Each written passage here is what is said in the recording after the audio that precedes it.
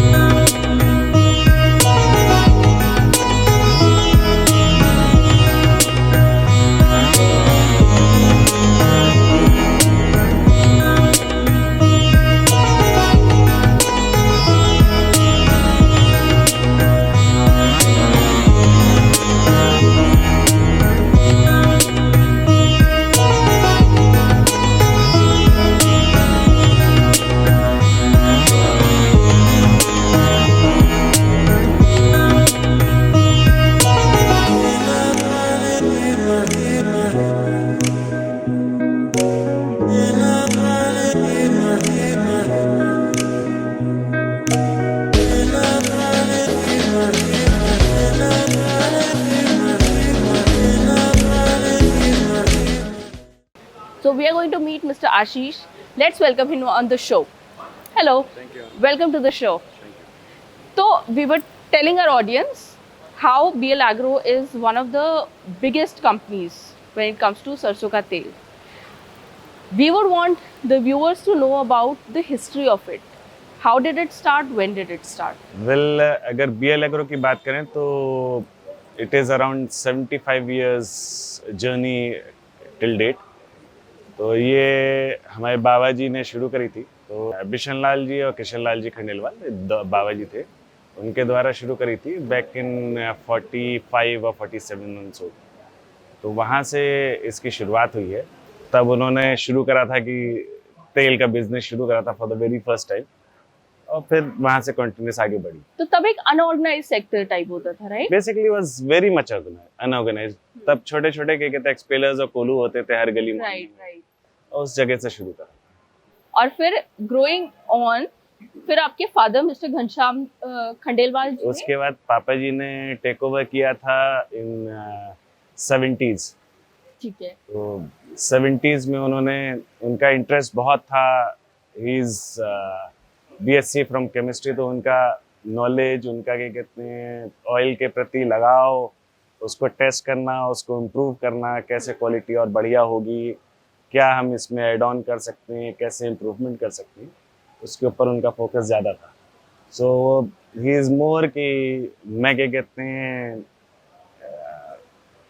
तेल वालों से हटके वो अपने आप को केमिस्ट कहलाना ज़्यादा पसंद करते थे। तो उनका इंटरेस्ट क्या कहते हैं टेस्टिंग में और क्वालिटी में कैसे क्या कहते हैं क्या बढ़ना है, उस पर ज़्यादा फोकस करता है। और उन्होंने एक्चुअली इस इंडस्ट्री में काफी काम किया और इन्होंने- टेक्नोलॉजी की मदद से बहुत मेरे सारी नई चीजें जितना मुझे मालूम है, पहली लैब ये कहते हैं यूपी की पापा जी ने एस्टेब्लिश करी थी फॉर टेस्टिंग।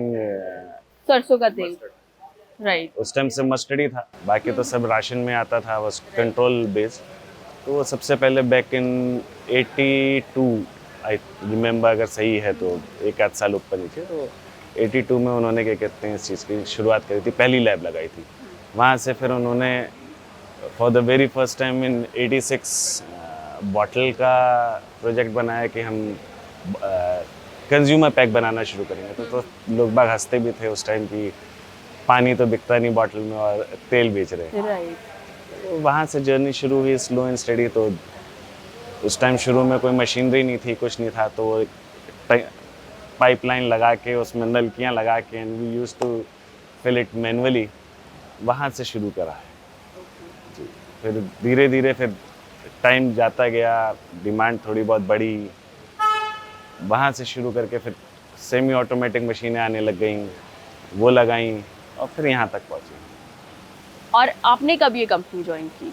मेरे को मैंने ज्वाइन करी बैक इन 1998। ज्वाइन क्या करा, ठीक है, क्या कहते हैं, फैमिली बिजनेस था। उस टाइम में नॉर्मली होता था कि भाई बच्चों को काम पे लगा लो टाइम से, नहीं तो बिगड़ जाएंगे। ठीक है। तो आपने किस एज में ज्वाइन किया कंपनी को? I was 18। 18? Just fresh out of school और कॉलेज? स्कूल से तुरंत ही क्या कहते हैं बैठना शुरू। अच्छा।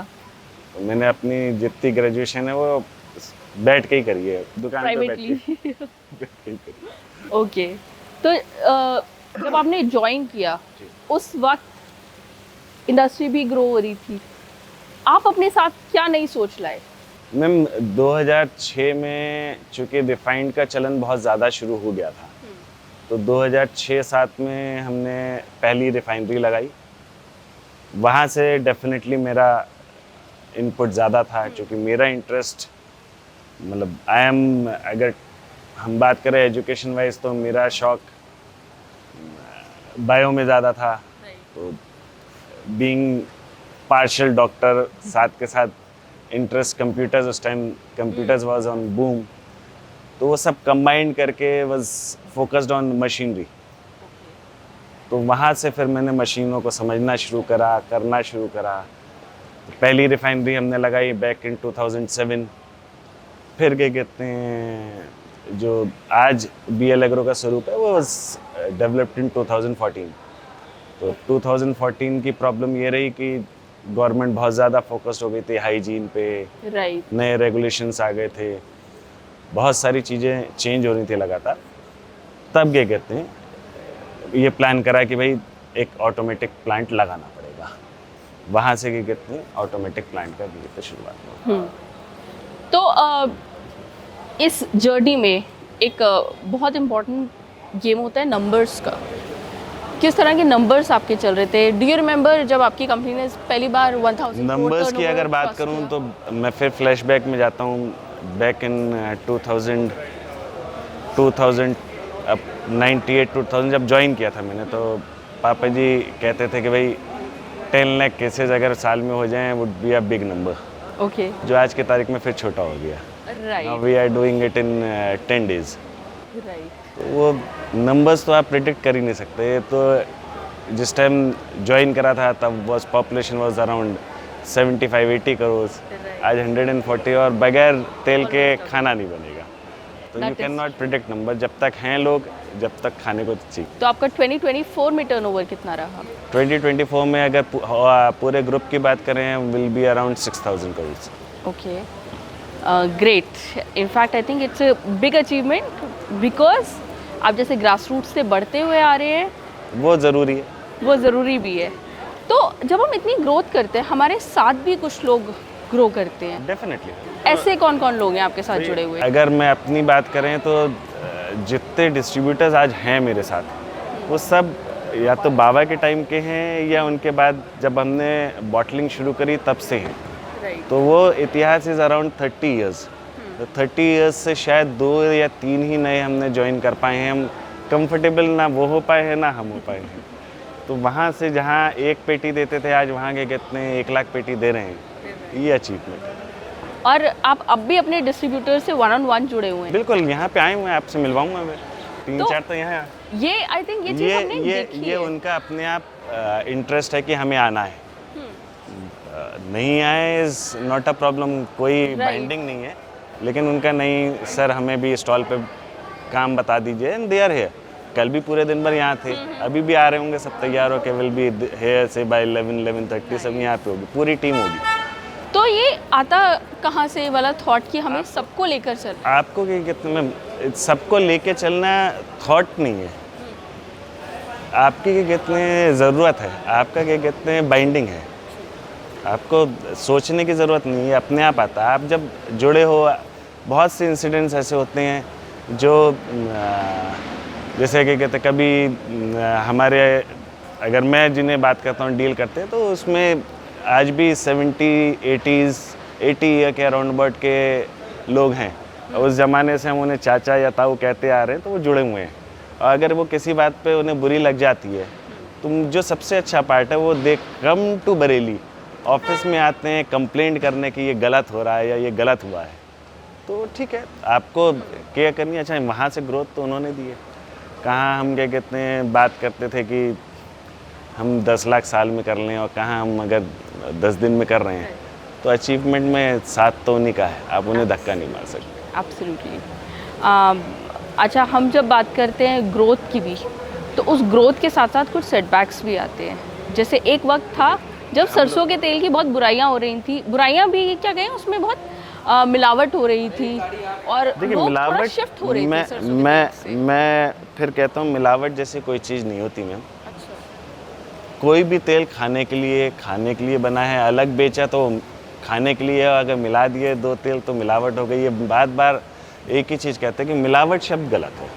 ठीक है, आप ये कह सकते हो कि भाई ब्लेंड करा है, ओके, लेकिन आप अगर उसे कहो एडल्ट्रेशन, भाई आज की तारीख में अगर हम सबसे पहले बात करें तो सबसे पहले होता है कि भाई पाम ऑयल बहुत ख़राब है, आप पाम ऑयल मिला रहे हो। अब आज की तारीख में प्रमोट गवर्नमेंट पाम कर रही है, या क्या कहते हैं राइस ब्रान को हम बोलते थे कि भूसी का तेल है, भूसी का तेल खा रहे हैं, आज वो प्रीमियम पे बिक रहा है। ट्रू। तो आप समय के हिसाब से बदल रहे हो, लेकिन पीछे जो एक थॉट छोड़ के जा रहे हो वो गलत है, उसको नहीं करना है। आपको शब्द जो बोलना है वही चूज़ करना है कि हम बोल क्या रहे हैं। तो प्रमोट करने के लिए आप किसी की भी बुराई कर दो, लेकिन क्या कहते हैं उसका बेस्ट पार्ट भी तो देख लो। और फिर लौट के अगर क्या बात करें तो हम उसको एक्सेप्ट भी कर रहे हैं और हाथों हाथ ले रहे हैं, तो वो कहाँ तक जस्टिफाइड है। तो मैं मिलावट नहीं कहता, मैं कहता ठीक है 2 तेल मिलाएं, इट्स ओके भाई, सर्कमस्टांसेस हैं और गवर्नमेंट ब्लेंडिंग का लाइसेंस। यू थिंक ज़रूरत है? कोई बुराई नहीं मैम। देखिए, एक तेल से कभी भी आपको नरिशमेंट कंप्लीट कभी नहीं मिल सकता। अगर मेरे से कोई कहता है कि भाई तेल कौन सा खाता हूँ, मैं कहता हूँ भाई सीज़न का, यानी इस सीज़न में जो तेल हो रहा है 5 वैरायटी ले लो, मिला लो और खा लो, वो हेल्दियर है। वो हेल्दियर है, क्योंकि सारे तेलों का कुछ ना कुछ आपको मिल रहा है। आप एक तरफ जाते हो तो एक चीज़ तो आपकी ओके है, लेकिन उसका डेफिशिएट जो उसके साथ छूट गया वो रह जाता है। हर तेल का क्या कहते हैं अलग पैरामीटर है, क्वालिटी है, नरिशमेंट है, तो वो एक में नहीं आ सकता। अच्छा, since you are the expert who deals in mustard oil, हम चाहते हैं कि आप हमारे व्यूअर्स को बताएंगे सरसों के तेल जो होते हैं उसकी ऑथेंटिसिटी कैसे पता करें, या क्या पैरामीटर्स होने चाहिए परफेक्ट तेल को चूज आज की तारीख में आपको ऑथेंटिसिटी अगर वेरीफाई करनी है तो लैब एक मात्र जरिया है, इसके अलावा कुछ नहीं है। मैं कहूँ कि घर में आप टेस्ट कर लो, सॉरी नहीं पॉसिबल है। आज की तारीख में अगर किसी को जो एक्चुअल में क्या कहते हैं तेल को ख़राब करते हैं, जिसे हम एडल्ट्रेशन कहते हैं, वो बहुत सारी चीज़ें हैं, कलर मिलाते हैं या क्या कहते हैं एसेंस मिलाते हैं, वो लैब में चेक हो सकता है, वो फिज़िकली नहीं हो सकते। तो ये सब चीज़ों में है, हम चाहे तेल की बात करें, चाहे घी की बात करें, चाहे फूड आइटम की बात करें, ये प्रॉब्लम सब में है। वो लैब है, आप क्या कहते हैं रेंडम लैब में भेजो, मत लिखो किसका है, आप अपना पैक सील करो, लैब में भेज दो, पता चल जाएगा। 98 से पहले तो आप B2B सेल कर रहे थे, 98 में किस सोच के साथ आपने बेलकोलू स्टार्ट किया? मैम उस टाइम जो आपने अभी कही कि तेल की बुराई करते थे, तो फॉरेन सोया लॉबी ने एक क्रिएट किया था एक मिथ कि सरसों तेल से बीमारी हो रही है, तो गवर्नमेंट ने बैन किया था उस टाइम। तो लोगों ने रजिस्ट किया कि भाई सरसों तेल, हमें खाने को सरसों तेल चाहिए, कैसे होगा। तो गवर्नमेंट ने अलाउ किया था 1 लीटर टू 5 लीटर्स के पैक में बेचने को। ओके। तो वहाँ से फिर क्या कहते हैं, हमने 1 लीटर पैकिंग शुरू करी, 1 लीटर 5 लीटर की पैकिंग वहाँ से शुरू हुई थी। तो we were the only person under Agmark registration जिसे क्या कहते हैं परमिशन मिली थी पैक करने की इन यूपी। ओके। तो वो लाइसेंस की कॉपी आज भी है जिस पे क्या कहते हैं एगमार्क लाइसेंस के साथ 1 नंबर लिखा है। तो वो आज भी रखते हैं कि भाई ये अचीवमेंट होती है ज़िंदगी में कि हमने कुछ एक इनोवेटिव सोच के साथ काम स्टार्ट किया। Very interesting. और आई थिंक हमारे व्यूअर्स के लिए बहुत सोचने समझने वाली बात है कि जब आप कोई बिजनेस स्टार्ट करें तो एक नई सोच लेकर आएँ और कोशिश करें थोड़ा सा लीक से हटकर काम करें, राइट? लीक से हटके मैम आज की तारीख में हर चीज़ अवेलेबल है, आपको आउट ऑफ द बॉक्स ही सोचना पड़ेगा, बॉक्स में रह के नहीं कर सकते। तो दुनिया कर रही है, फिर आप उसमें कुछ निकाल नहीं सकते। तो 1998 के बाद फिर आप 2018 में करीब 20 साल के बाद आपने नरिश ब्रांड स्टार्ट करी। उसके पीछे क्या सोच थी? डाइवर्सिफिकेशन में कुछ अलग, कस्टमर की डिमांड की नहीं सर अब इसके साथ हमें फूड भी चाहिए, क्योंकि फूड में भी प्रॉब्लम ये है कि क्वालिटी कभी भी नहीं मिलती। अगर मैं दाल की बात करूं तो या तो उसमें मॉइस्चर होगा या उसमें पॉलिश। 2018 से पहले पॉलिश का बहुत चलन था, तो पॉलिशिंग थी, बहुत सारे के कहते फैक्टर्स थे जो दाल की क्वालिटी को डिटोरिएट करते थे। ख़राब बिल्कुल नहीं होती थी लेकिन डिटोरिएट करते थे। शेल्फ लाइफ 1 महीने 20 दिन की रहती थी। तो वहाँ से इम्प्रूवमेंट करके अब हम 1 साल कर रहे हैं, 3 साल का हमारा रिसर्च पूरा हो जाएगा तो बाय नेक्स्ट ईयर हमें लगता है कि हम उसमें 3 इयर्स एक्सपायरी डेट डाल सकते हैं, which is again huge turn around for food industry. Wastage सबसे बड़ी चीज़ जो आज की तारीख में फूड के लिए हल्ला मच रहा है, वहाँ पे ब्रेक लगता है। आज हमें यहाँ पर वर्ल्ड फूड इंडिया में यहाँ पर बेलाग्रो एग्जिबिट कर रहे हैं। क्या आप अक्सर ये एग्जीबिशंस करते रहते हैं और इनसे फायदा क्या होता है? मैम आप कैसे बताओगे आप कि आप क्या नया कर रहे हो? अच्छा। तो this is the best platform, दुनिया देख रही है, ये यहाँ तक हर जना आ रहा है तो देख नहीं आ रहा ना क्या हो रहा नया। तो मेरे को एग्जीबिशन में जाना भी पसंद है, मैं साल में 1 या 2 एग्जीबिशन विजिट करता हूँ, तो आपको मालूम पड़ता है क्या नई टेक्नोलॉजी आ रही है, क्या नया हो रहा है। टीचर्स क्या कर रहे हैं? कंपटीशन मैम यही एक सबसे बड़ी दिक्कत है कि आज की तारीख में हमारे दिमाग में डाल दिया कंपटीशन। एवरीबडी, हिंदुस्तान इतना बड़ा देश है मैम, आज की तारीख में अगर मैं पल्सेस या फूड की बात करें तो packing is less than 0.01%। Okay. तो कंपटीशन किससे करेंगे? बाकी लूज है, राइट। इसे ऑर्गेनाइज होना है। ऑर्गेनाइज करने की बात करें, हम शुरू से दिमाग में लेके चलते हैं हमें कंपटीशन करना है। प्लीज, कंपटीशन से कोई जिंदा नहीं रहा है। आई थिंक यही सोच है जिसकी वजह से आप लोग अभी तक तो इंडिया के ऑयल किंग कहलाते हैं। क्या बहुत सारे प्यार